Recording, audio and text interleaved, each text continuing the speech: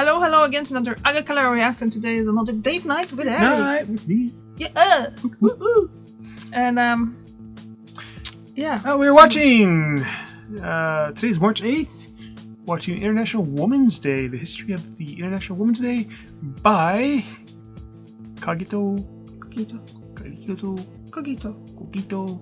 Just Cogito. Cogito. Yeah, Cogito. Whatever. It's in the description. Yeah, there is. And you can decide who says it properly. Yes. So, I guess we should start. And we should change into this as well so you can see too. There you go. Today, March 8th, is International Women's Day, a day dedicated to celebrating the cultural, social and political achievements of women, and a day to reflect on the issues that they still face globally. But when did International Women's Day start? Who started it?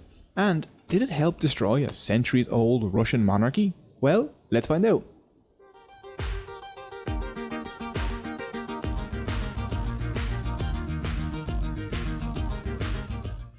To unravel the true history of Women's Day, we need to go back over 100 years. The first hints of it appear around 1900.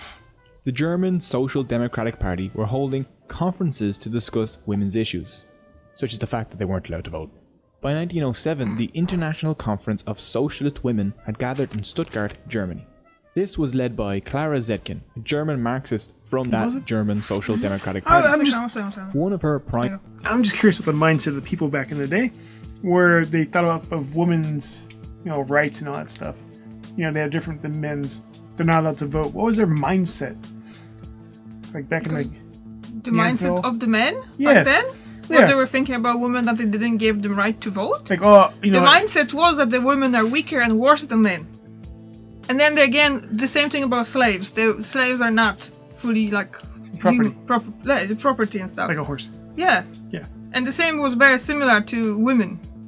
Maybe not 100 years ago, maybe not 150 years ago, but before that, the women were pretty much property, isn't it? In a lot of places. I don't know. That's how it was. It's like 1950s. The woman's place was in the kitchen. Yeah, but I'm not talking about my 1950s. I'm talking 1900s. Yeah, exactly. That's not that far ago. And look how that all changed. But that the women already had the right to vote in 1950s. But they're talking about the times when they didn't. And that's the you see learning more. Yeah, I'm just curious though. Like what kind of men think that way? The men that they were raised to think that way. I think this is the whole thing about it. Basically, now is everything changing because everyone is raised a bit differently. Everything is more open, so you kind of like to me it was normal things. Like I grew up with Women's Day. Like there was always Women's Day in Poland celebrated. It's not off day for work, but women will always get a flower or something like that from their male co-workers or from husbands or sons or grandsons, stuff like that. Even when I was a teenager, we start getting them in school from boys. The boys from in my class would basically chip in and get the flowers for each of the girls and the teachers as well. So it's like that. It's kind of for us that was normal. And then when I moved to Ireland, that didn't happen here. That didn't happen at all. And when I was living with the Chinese my Chinese coworker in the same house, we were talking about it, and they had the same thing. So basically, I think it was kind of more like they started to hear that this woman was a Marxist. So I'm guessing it was kind of more celebrated in the socialist countries, and all of the democratic countries just we're not going to do the same thing, despite the fact that it was just about giving women the right to vote and having the same rights that men have. Yeah. Yeah. Interesting. Yeah, no.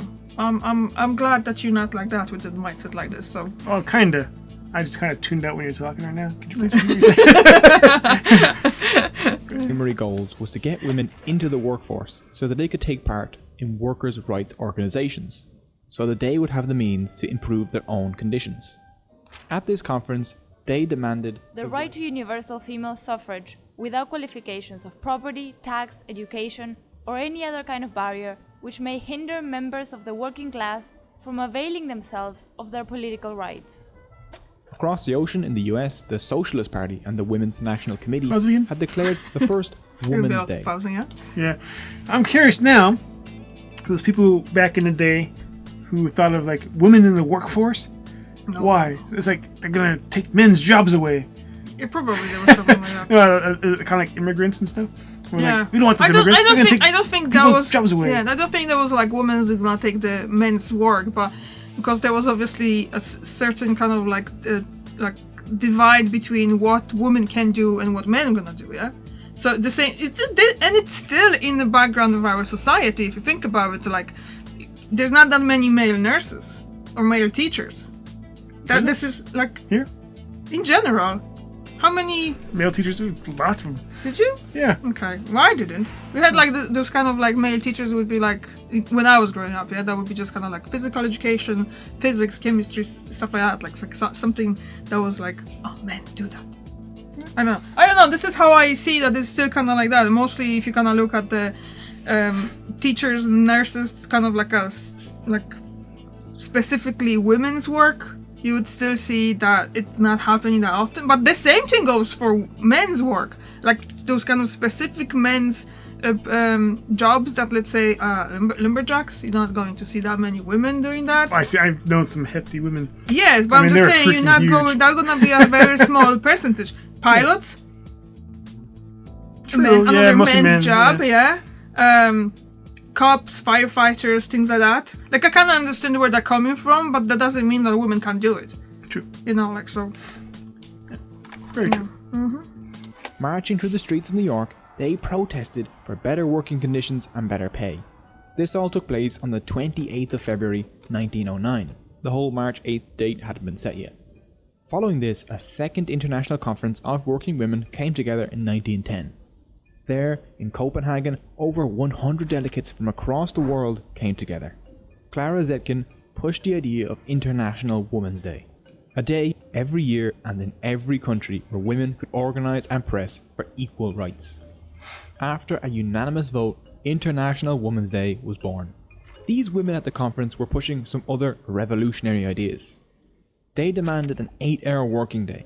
They proposed that pregnant women stop working 8 weeks prior to giving birth, and that women would be paid a motherhood insurance of 8 weeks if the child lived, and all working women would enjoy these benefits, including agricultural labourers, home workers and maids. These policies will be paid for out of a special maternity fund out of tax revenues. These policies were supposed to not only help mothers and keep them safe, but also to pay women for their essential non-paid work that kept society functioning, while also allowing them to remain in the paid workforce. These policies heavily influenced the ideas of maternity and paternity leave that are now common in nearly all developed countries today. From its very start, International Women's Day was a day for working women, and its goal was to address their issues. Following on from this, International Women's Day celebrations sprang up across Europe. The first European celebration of International Women's Day happened in Vienna on March 8, 1911. Women marched around the famous Ringstrasse, carrying banners including red flags commemorating the martyrs of the Paris Commune and demanding the equal right to vote. If you don't know what the Paris Commune is, then go check out Step Back History's video on the subject. Link is in the description.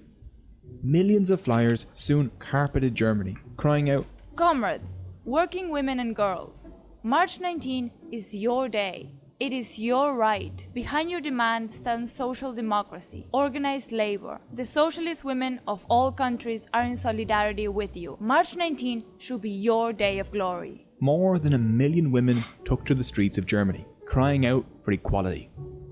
Fervour continued into 1912 with the Lawrence textile strike in the US, better known as the Bread and Roses strike. Bread and Roses was a slogan coined by Rose Schneiderman, a Polish-born American socialist and feminist.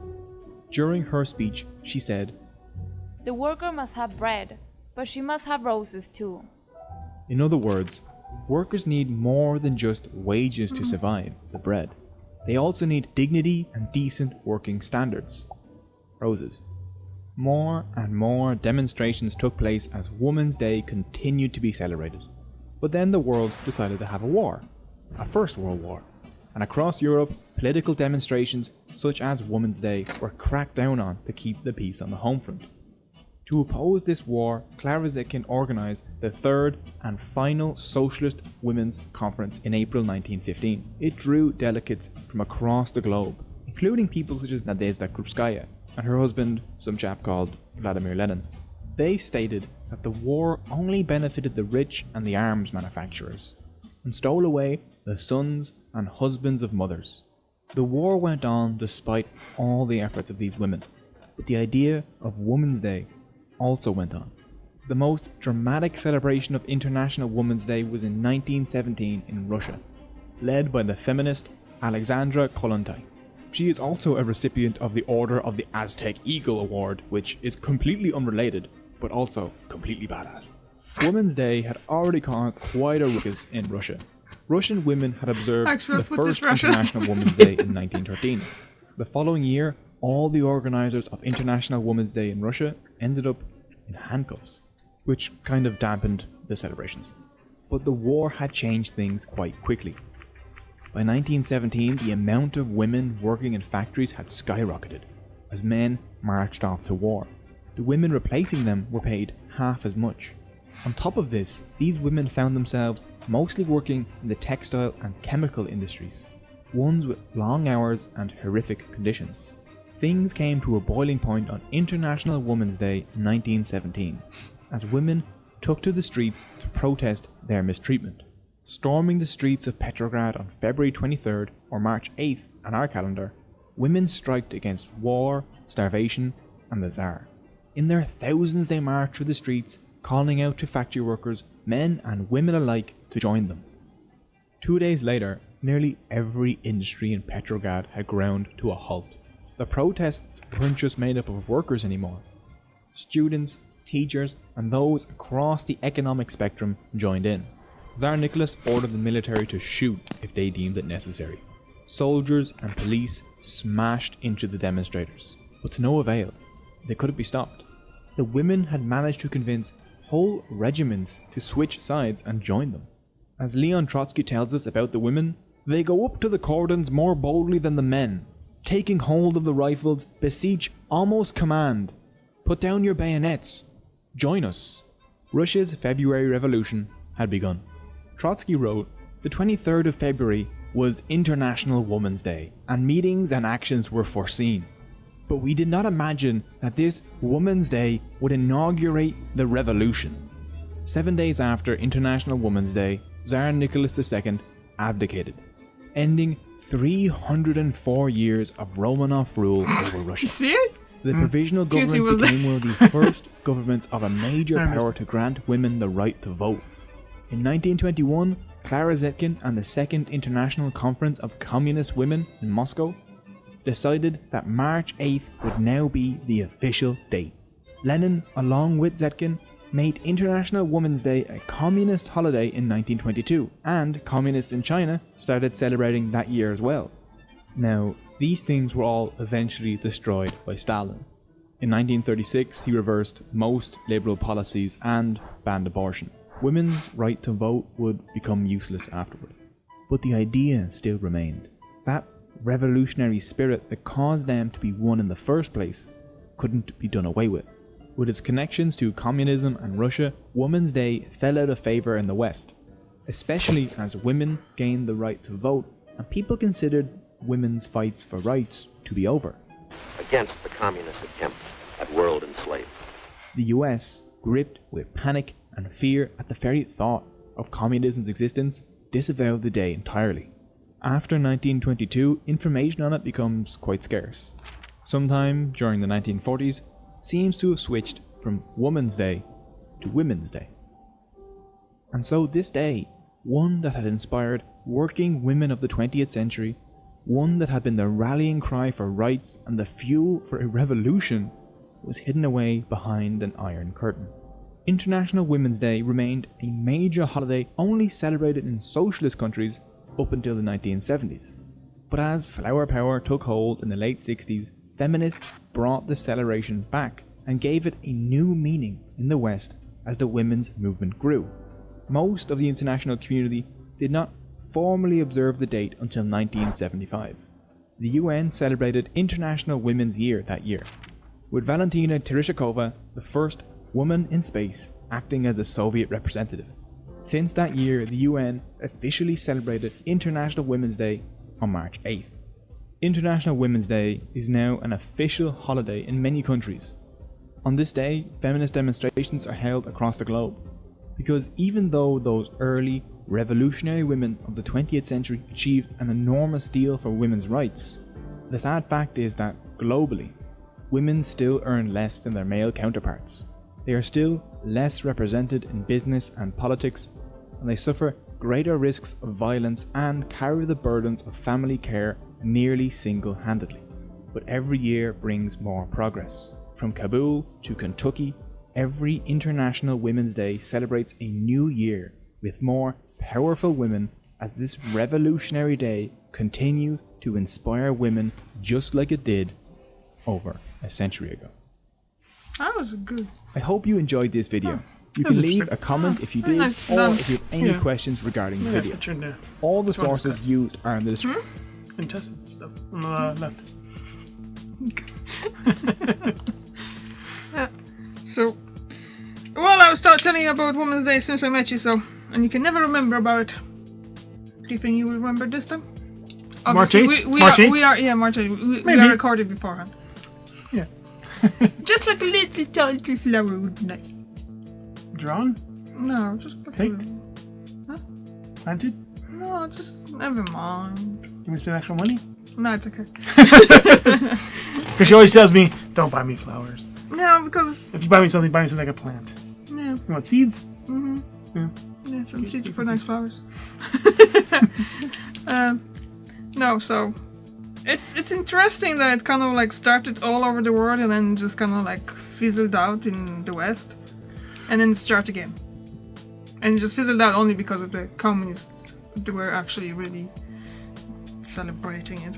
Although I can't say that was a very great celebration. It was just like, just here, have a flower, have a tulip or something like that, and go back to your work. You know. So,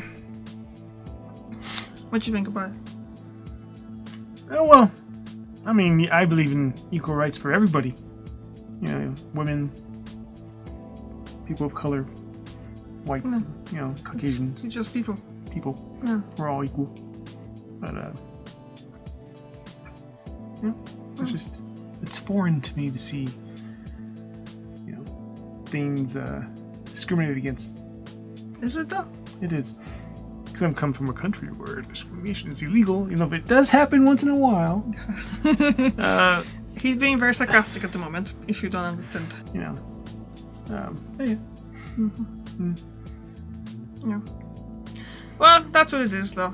8th of March, International Women's Day, and slight celebration of women's rights. Hopefully there will be more countries that are gonna have actual rights for women with time. Because obviously there's still a lot of countries that they don't, and the situation is not perfect anywhere. It never is. So yeah. Interesting. Thank you very much for watching, and I'll see you tomorrow and see Eric next week. Bye! All right.